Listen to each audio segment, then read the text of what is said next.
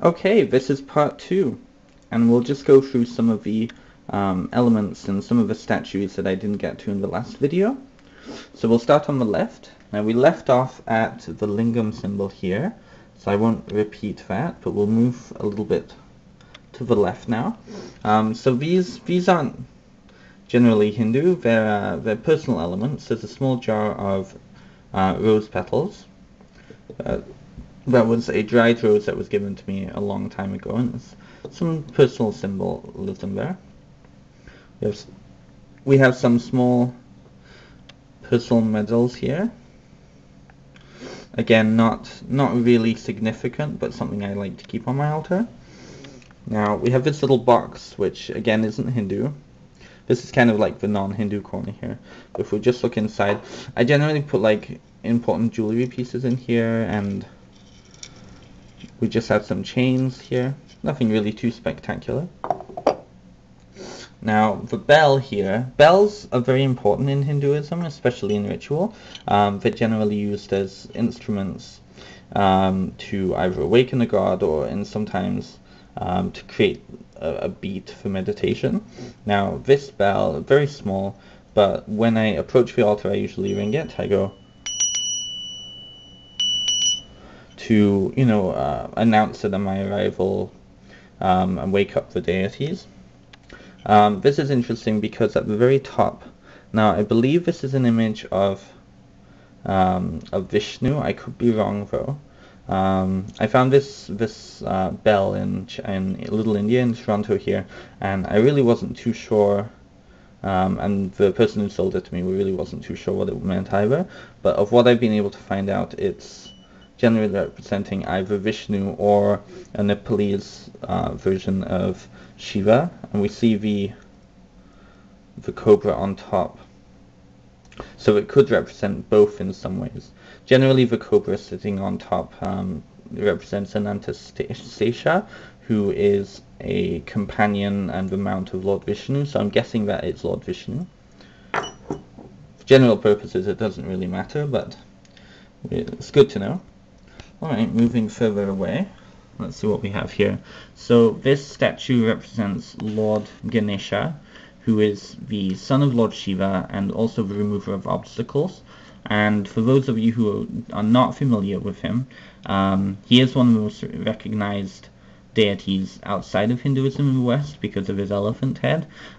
His story is basically that when he was born out of the foam of a bath that his mother Parvati was taking, and so she put him at the door to protect her from intruders and stop people coming in.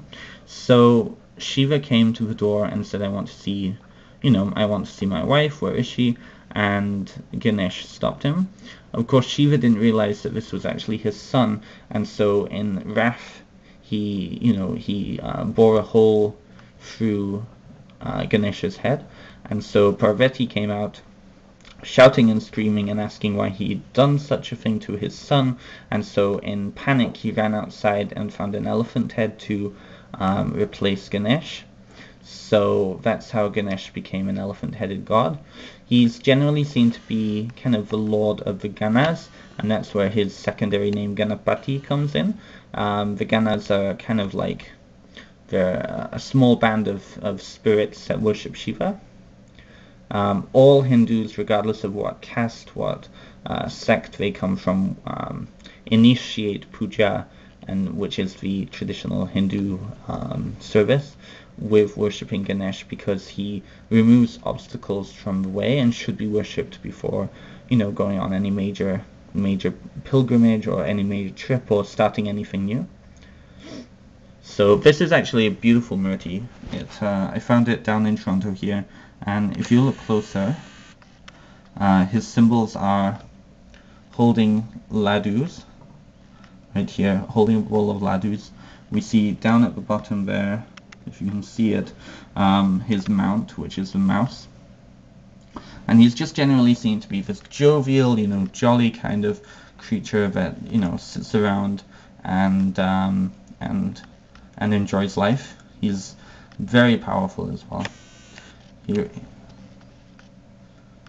So moving along, just to the back here, So we have an image of Sarasvati, which is the wife of Lord Brahma, and she is the goddess of wisdom but also the goddess of music. And her story is that she was Brahma's second wife, and so she helped him to kind of become more aware of himself and become more aware of, you know, the reality of life, and also what he wanted in life. Because at the time there's a story, and it's an interesting story, that Brahma was basically following this woman around for, you know, years and years. He sprouted heads so that anywhere she went he could see her, and this lust distracted him from his, you know, essential duties as creator of the universe. And so Sarasvati came into the picture and helped him to kind of, you know, settle himself, stop himself from being distracted all the time, and so she is seen to be the goddess of wisdom.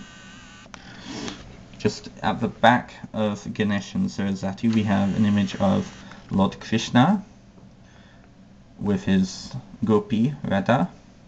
And Krishna is, for those of you who don't know him, he's probably the secondary most well-known deity from Hinduism, who is well-known in the West, partly because of the Hare Krishna movement. But he is seen to be the largest essence, the largest avatar of Lord Vishnu. And so Vishnu and Krishna, in some schools at least, are synonymous, because when an avatar comes down to earth, the general belief is that the god will put a certain amount of his or her essence into that being, and so Krishna has pretty much all of Vishnu in him, making him practically Vishnu in male, in human form. We'll just skip around here. So just in front of the main kind of temple we see several little tiny statues. First of all we have a small Ganesh, which is very small but very nice, brass. We have a small Kali, also made of brass. And we have Shiva in his Nataraja form. Now Shiva, in this form at least, is very recognizable. He's the lord of the dance. And so the general belief around Nataraja is that Shiva took on this form to kind of dance in creation, and so in that regards he's seen to be this cosmic player that, you know, created the universe.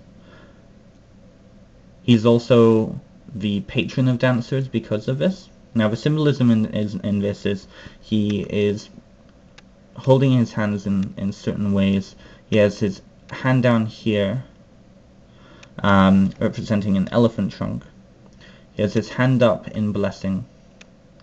We see several snakes coming out of his head, representing wisdom. He's surrounded by a plume, an aura of fire, representing his fire from his third eye. And at the very bottom we see him standing on a demon. You can't really see that too well, but he's standing on a demon that represents ignorance. And they're set up in a very similar way to the general altar. We have Kali on the right hand side, Ganesh on the left hand side, and if you look at certain poster art and certain representations of, you know, this divine family, you'll see a very similar setup. Now before we move on to part 3, I'll just bring your attention to this. Now, well, we have a little medallion here that's a necklace of Kali. Now these brass bowls are important in puja, which is again the ritual worship. You can use these for anything. These specifically are supposed to be used for lamps, and what you would do is you'd fill it up with oil or with ghee, which is a kind of a sweet butter, and you put a wick in, and then you would use them as lamps. You can also use them as offering plates, so you put, like, you know, say prasad, which is kind of like a sweet gooey paste that is made from almonds that you would use in as an offering. You could also use this as water, which is also another important element of puja. And we will come to part 3, and I will finish off telling you about the rest of the altar.